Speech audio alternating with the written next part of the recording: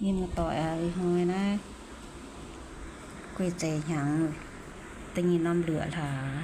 mãn tiền tiền tọt nhìn người nhé nặng tin dung ổ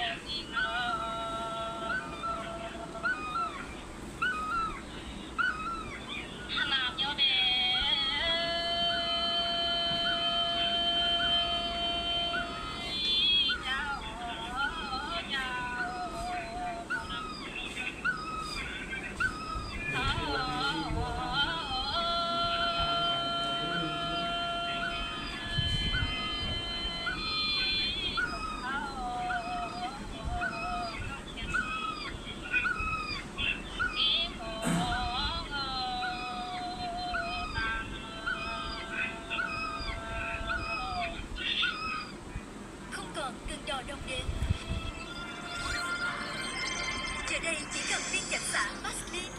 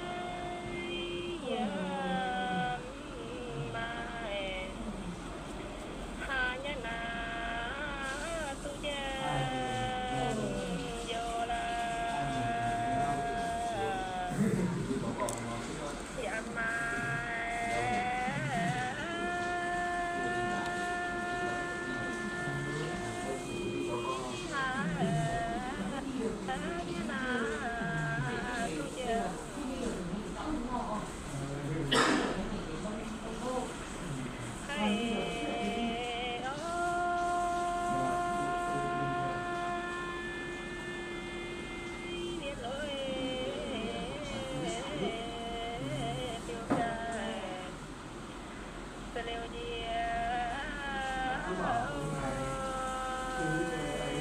tiêm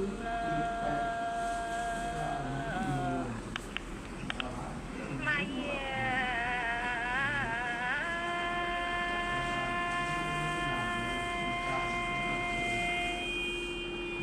mà tia thọ tai lối câu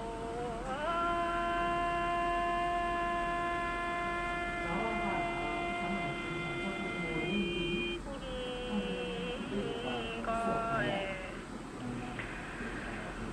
lo tê có tê ơi tiêu la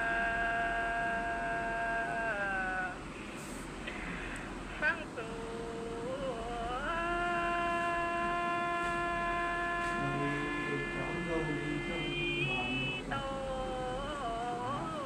Con dâu ạ. Con dâu.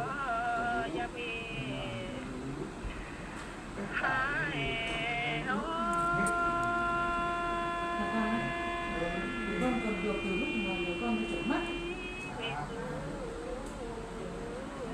đàn tiền Để là cùng bán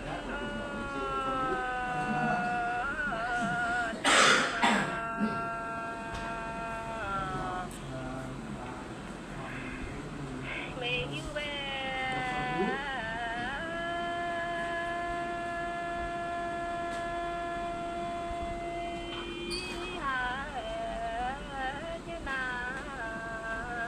cho biết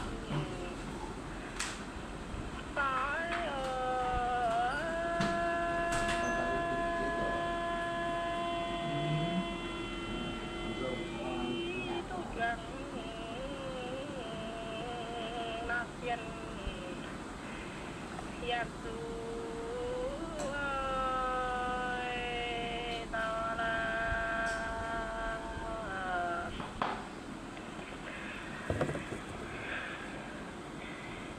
giảm yêu bé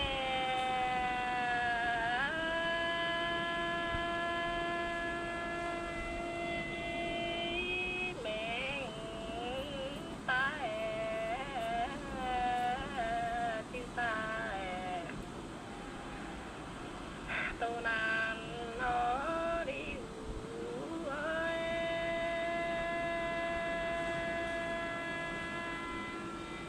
yên tê tô tao ya nói ôi họ là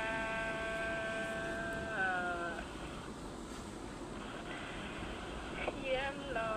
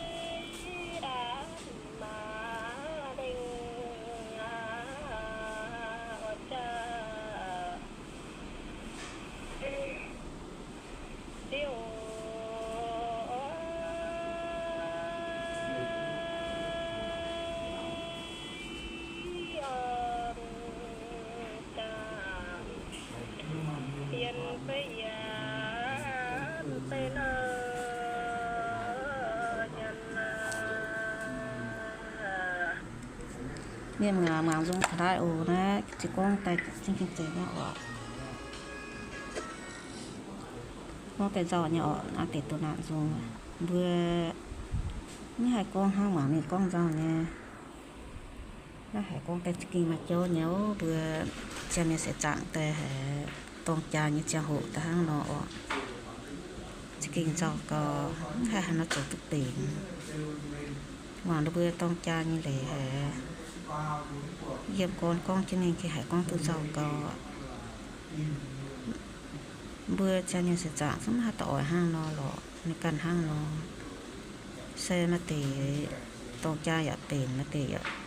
tông cha ya chủ sự giàu như chăm như mưa như lá như hiên ổ